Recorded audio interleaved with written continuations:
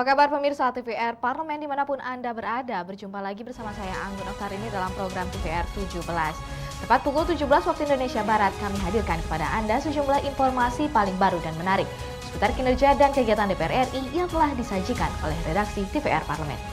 Inilah TVR 17 edisi Senin 18 April 2022.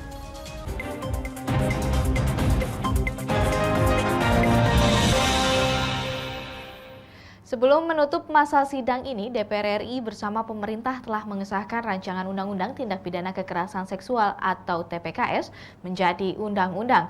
Ketua DPR RI Dr. Honoris Causa Puan Maharani memberi apresiasi kepada seluruh anggota DPR RI yang telah berkomitmen menyelesaikan dan menegaskan rancangan Undang-Undang TPKS tersebut. Sebelum menutup masa sidang ini, DPR RI bersama pemerintah telah mengesahkan rancangan Undang-Undang Tindak Pidana Kekerasan Seksual atau TPKS menjadi undang-undang.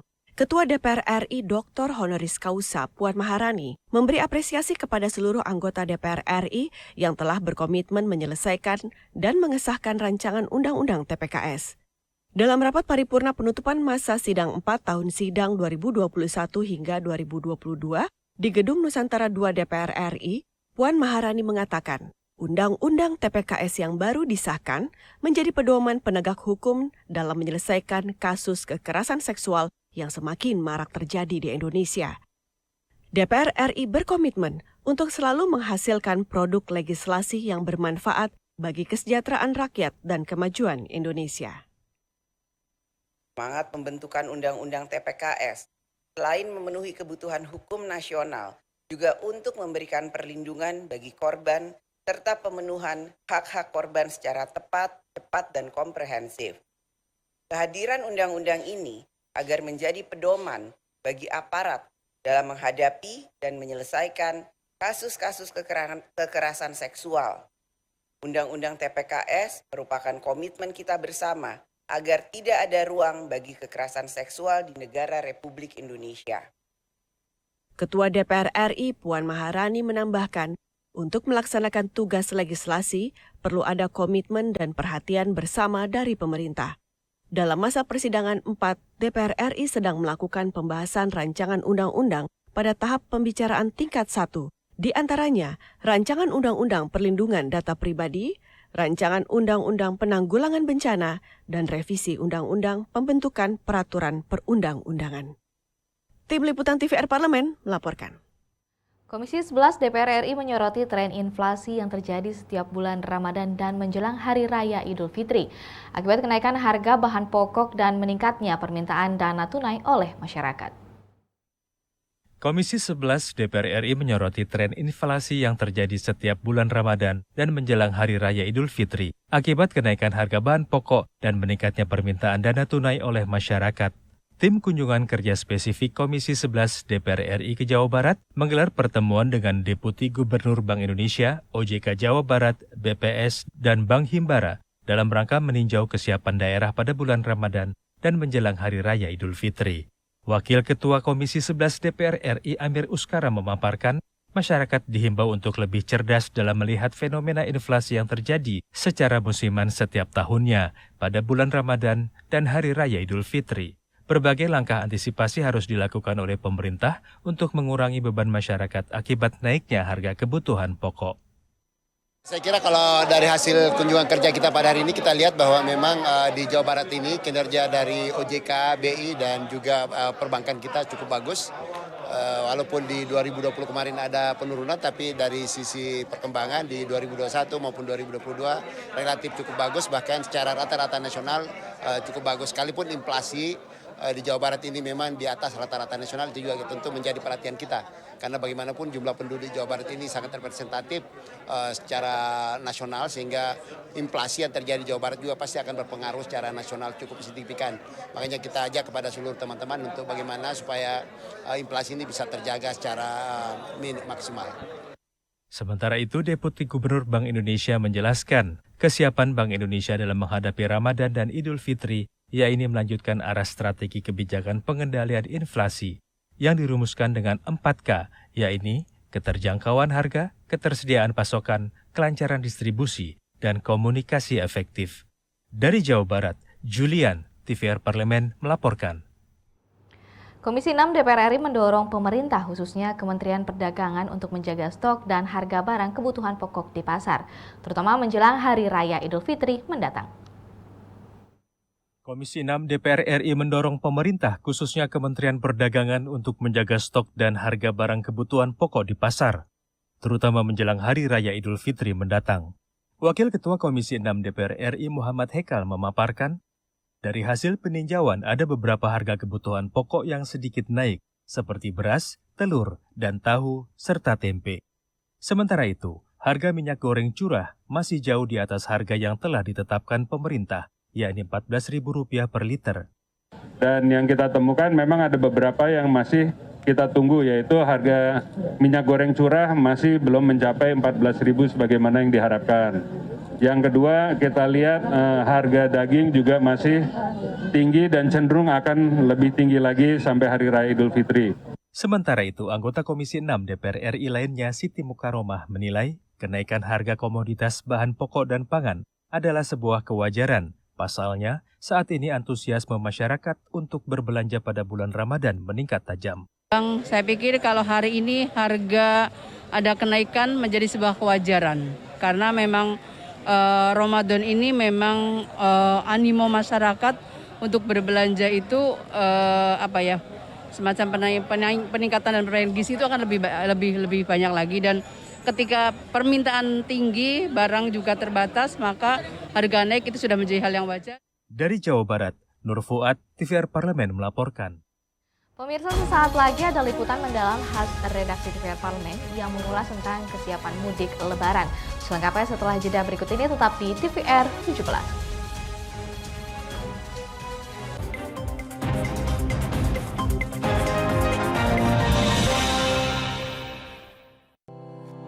Tugas dan fungsi DPR RI sangat penting bagi negeri ini sebagai pengemban amanat rakyat. Namun tidak banyak yang tahu apa saja fungsi dan tugas dari DPR. DPR mempunyai 3 fungsi pokok, yaitu legislasi, anggaran, dan pengawasan. Ketiga fungsi tersebut harus dilaksanakan dalam kerangka fungsi representasi yang mengedepankan kepentingan rakyat berdasarkan aspirasi masyarakat dan untuk kesejahteraan rakyat. Dari fungsi legislasi, DPR RI mempunyai tugas dan wewenang untuk menyusun dan menetapkan program legislasi nasional bersama dengan pemerintah, menyusun dan membahas rancangan undang-undang, menerima rancangan undang-undang dari DPD, membahas rancangan undang-undang yang diusulkan oleh Presiden ataupun DPD, menetapkan undang-undang bersama dengan Presiden, menyetujui atau tidak menyetujui peraturan pemerintah pengganti undang-undang yang diajukan Presiden untuk ditetapkan menjadi undang-undang. Sementara, fungsi anggaran membahas dan memberikan persetujuan atau tidak memberikan persetujuan terhadap rancangan undang-undang tentang APBN yang diajukan Presiden, memperhatikan pertimbangan DPD atas rancangan undang-undang tentang APBN dan rancangan undang-undang terkait pajak, pendidikan, dan agama, menindaklanjuti hasil pemeriksaan atas pengelolaan dan tanggung jawab keuangan negara yang disampaikan oleh BPK, memberikan persetujuan terhadap pemindahantanganan aset negara maupun terhadap perjanjian yang berdampak luas bagi kehidupan rakyat yang terkait dengan beban keuangan negara. Dan fungsi pengawasan, melakukan pengawasan terhadap pelaksanaan undang-undang, APBN, dan kebijakan pemerintah, membahas dan menindaklanjuti hasil pengawasan yang disampaikan oleh DPD terkait pelaksanaan undang-undang mengenai otonomi daerah, pembentukan, pemekaran, dan penggabungan daerah, pengelolaan sumber daya alam dan sumber daya ekonomi lainnya, pelaksanaan APBN, pajak, pendidikan, dan agama. Terima kasih. Video ini dipersembahkan oleh TV dan Radio Parlemen, Biro Pemerintahan Parlemen, Sekretariat Jenderal, dan Badan Keahlian DPR RI.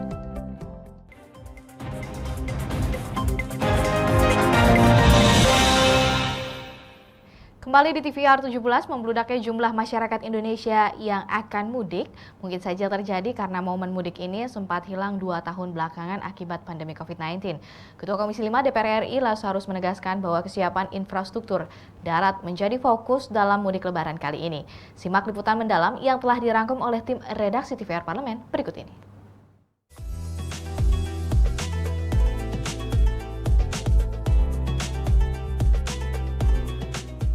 Presiden Joko Widodo memperbolehkan masyarakat untuk melakukan mudik Lebaran tahun ini. Keputusan ini dikeluarkan dengan pertimbangan kondisi pandemi COVID-19 yang terus membaik, sehingga pemerintah berani untuk mengambil beberapa langkah pelonggaran. Bagi masyarakat yang ingin mudik, diwajibkan sudah melakukan vaksinasi COVID-19 lengkap dan vaksinasi booster sebagai syarat perjalanan. Namun diperbolehkannya mudik Lebaran perlu disertai dengan kesiapan moda transportasi dan protokol kesehatan.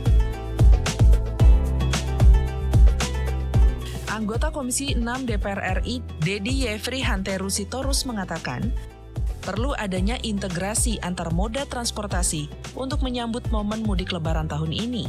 Membludaknya jumlah masyarakat Indonesia yang akan mudik mungkin saja terjadi. Karena momen mudik ini sempat hilang 2 tahun belakangan akibat pandemi COVID-19. Oh, tadi kita juga usulkan bahwa tentu kita harus memikirkan bagaimana integrasi dari masing-masing moda angkutan itu, ya. Tapi kan memang kalau kita lihat tidak di semua tempat bisa dilakukan. Tapi di tempat-tempat tertentu, misalnya antara ASDP dengan Damri, ya, atau Kereta Api Indonesia dengan Damri, atau Pelni dengan Damri, gitu ya. Di tempat terpisah, Ketua Komisi 5 DPR RI Lazarus menegaskan kesiapan infrastruktur darat menjadi fokus dalam mudik Lebaran kali ini. Lazarus mengatakan ada beberapa ruas jalan tol yang sedang dalam proses pengerjaan dan akan dibuka untuk difungsikan jelang mudik Lebaran nanti.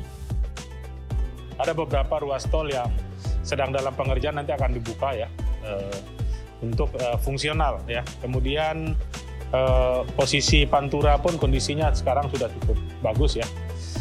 Sekarang kan kalau kita bicara mudik kan kita pantau terutama kalau darat, yang soalnya kan darat, terutama Pulau Jawa ya. Lazarus juga menekankan nantinya tidak boleh ada lagi alat berat yang beroperasi di jalan raya jelang mudik Lebaran, sehingga mudik Lebaran kali ini dapat berjalan dengan lancar.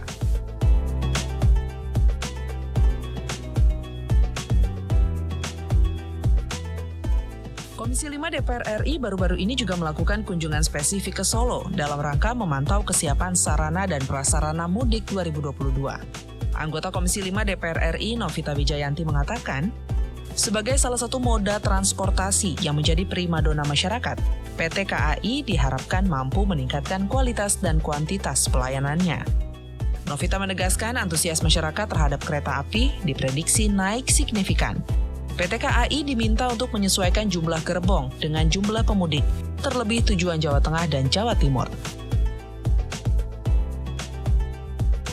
Kita berharap kalau nanti memang kebutuhannya itu meningkat, karena tadi itu baru prediksi-prediksi, kita berkeinginan untuk gerbong-gerbongnya ditambahkan, disesuaikan dengan kebutuhan masyarakat yang akan mudik. Tetapi juga kita juga tidak boleh kemudian prokes tidak dilaksanakan, karena ini sangat penting.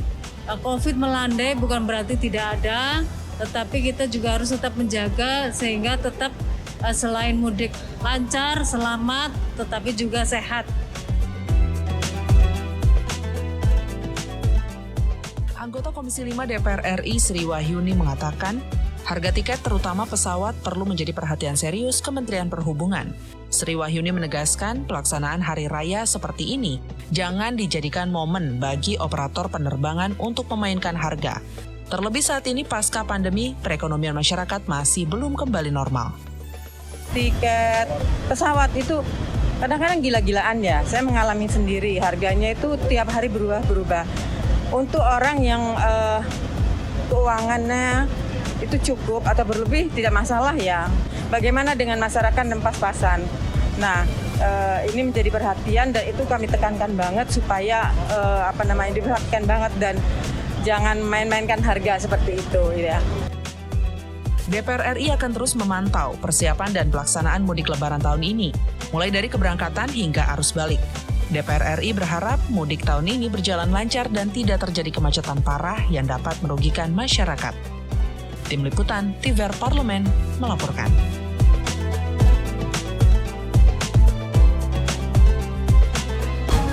Pemirsa, masih soal kesiapan transportasi mudik lebaran, sesaat lagi kami hadirkan kepada Anda wawancara langsung dengan anggota Komisi 5 DPR RI dan informasinya sesaat lagi tetap di TVR 17.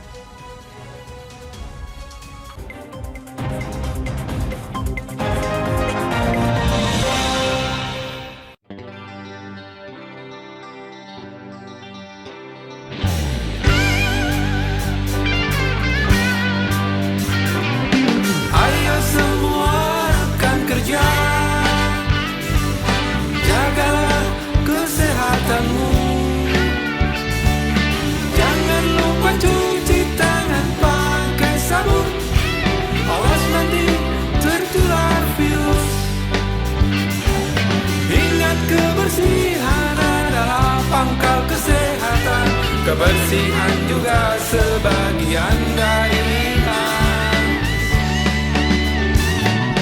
Cuci tanganmu, jaga jarakmu, dan jangan lupa pakai maskermu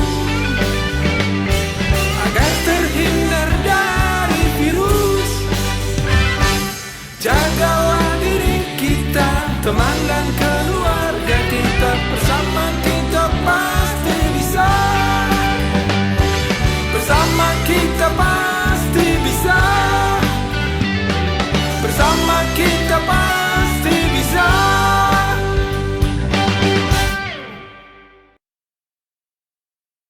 Virus corona menjadi perbincangan dunia. Beberapa negara sudah terjangkit. Ribuan orang di Indonesia terkena virus ini. Kita perlu antisipasi dengan melakukan hal berikut. Cuci tangan dengan sabun dan antiseptik. Gunakan masker atau penutup mulut saat bersin dan batuk. Masak telur dan daging hingga matang. Hindari kontak dengan hewan. Tidak saling berjabat tangan. Tidak berinteraksi dengan penderita. Jika memiliki demam tinggi, batuk, pilek, gangguan pernafasan, sakit tenggorokan, dan letih lesu, segera periksakan ke dokter. Waspada virus corona, cegah penyakit sejak dini. Dipersembahkan oleh TVR Parlemen, Biro Pemberitaan Parlemen, Sekjen dan DK DPR RI.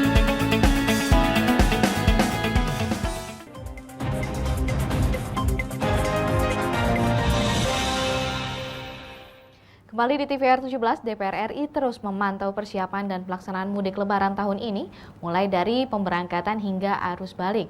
Dan DPR RI berharap mudik tahun ini berjalan lancar dan tidak terjadi kemacetan parah yang dapat merugikan masyarakat luas. Berikut ini wawancara rekan kami Alfat Rizky dengan anggota Komisi 5 DPR RI yang membahas soal persiapan mudik lebaran tahun ini.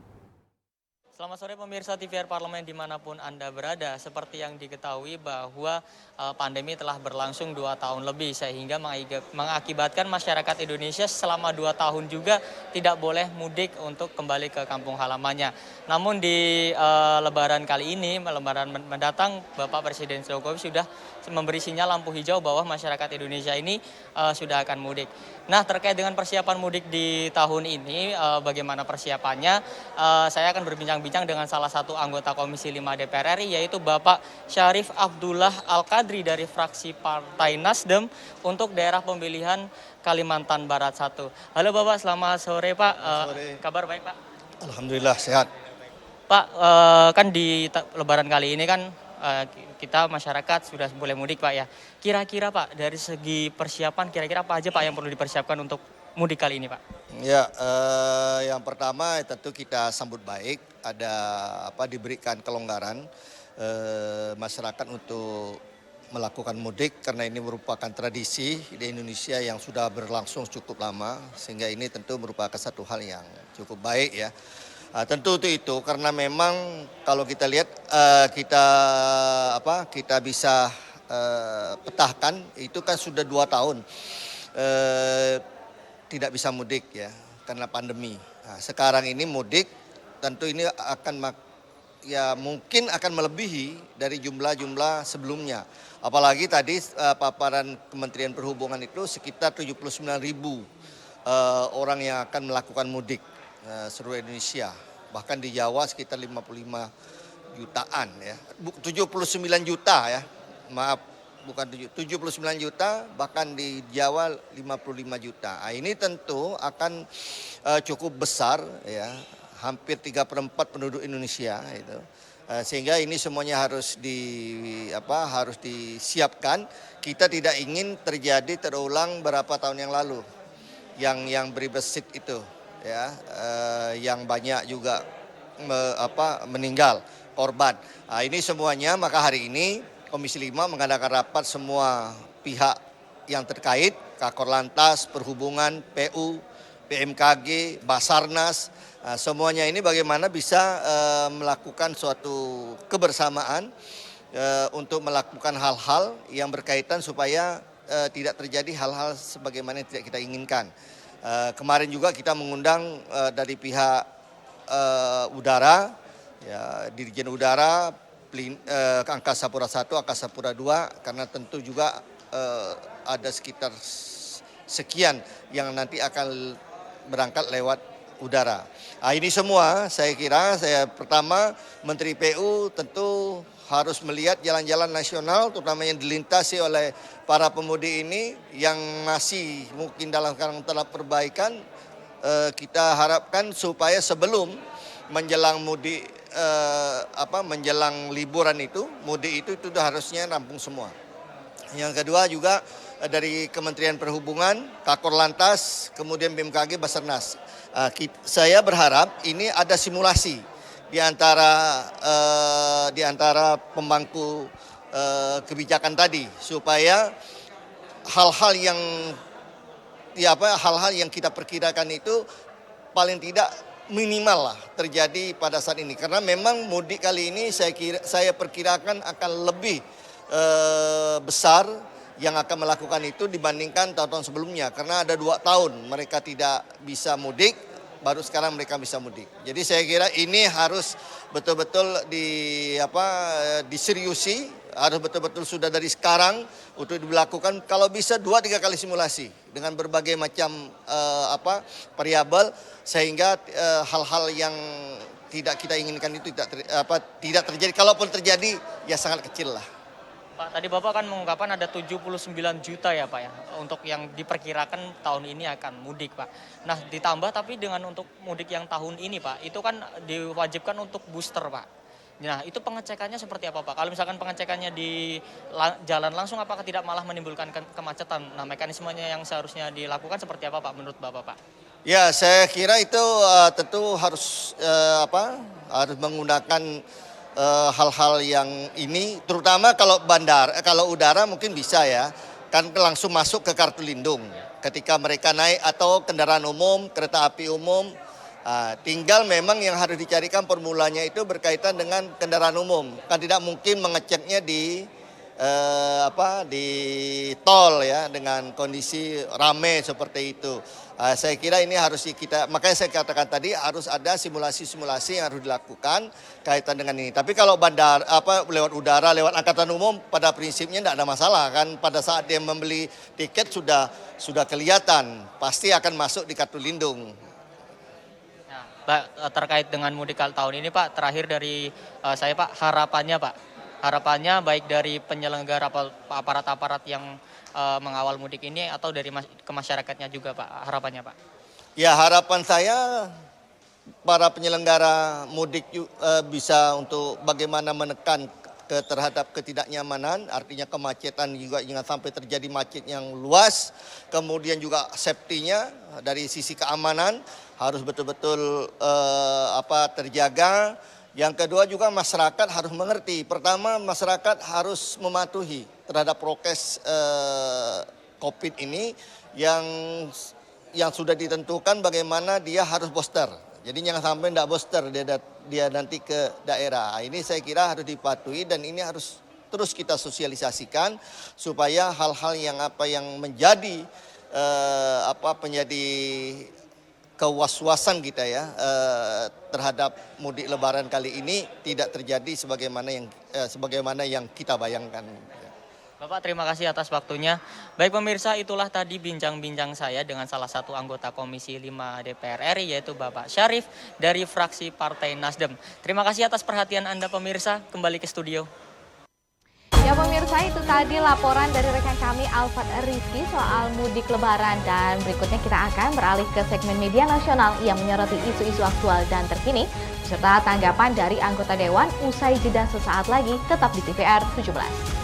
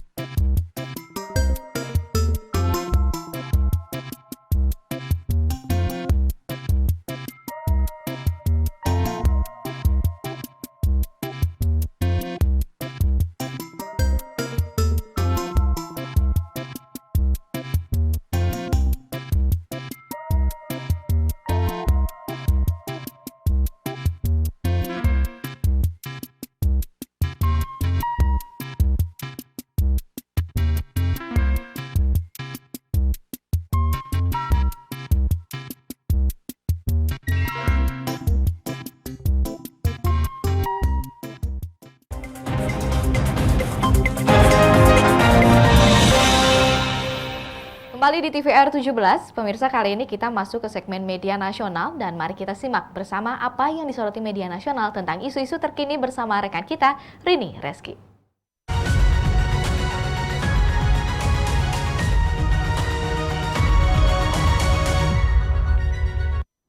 Baik, selamat sore pemirsa TVR Parlemen. Kita bahas headline media sosial pada hari ini yaitu tentang soal DPR yang mengecam keras serangan Israel di Masjid Al-Aqsa. Di sini kita bisa lihat Wakil Ketua Komisi 1 berkomentar yaitu Abdul Haris Al-Masyari mengutuk keras serangan polisi Israel yang kembali digencarkan ke Masjid Al-Aqsa, Palestina.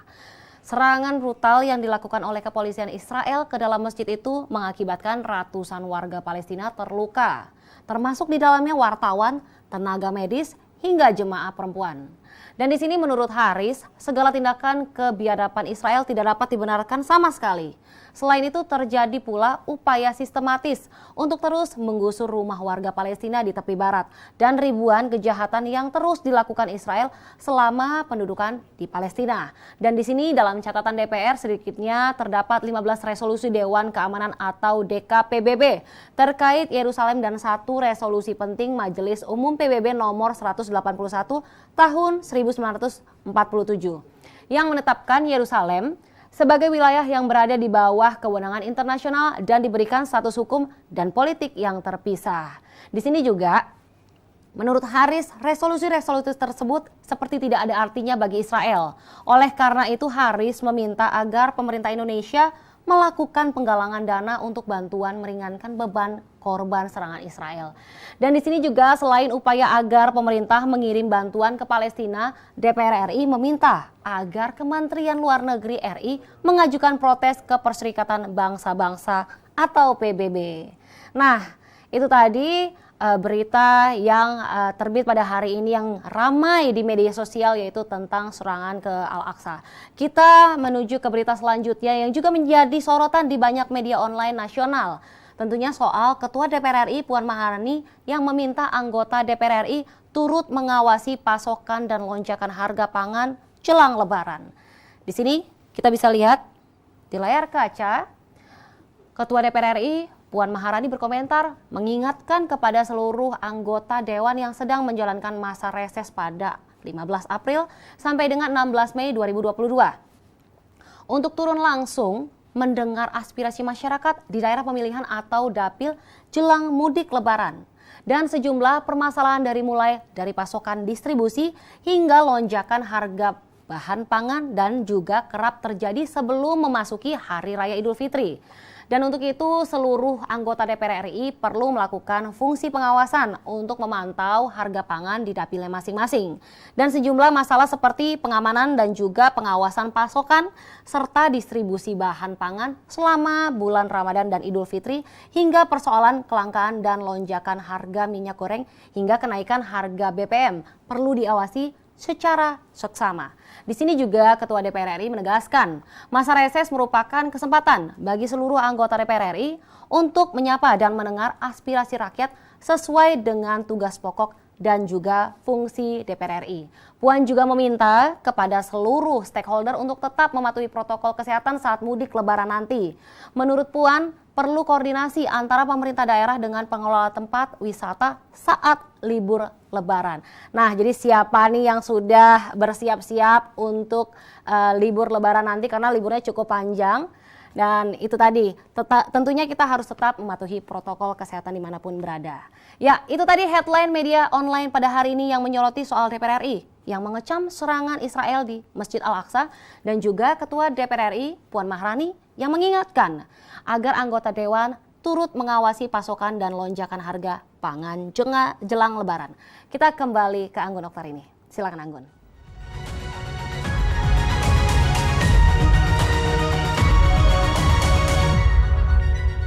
Terima kasih Rini yang telah menyampaikan sejumlah sorotan dari media online nasional pada hari ini.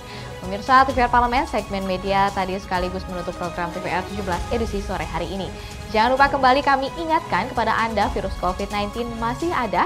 Untuk itu terus taati protokol kesehatan dimanapun Anda berada.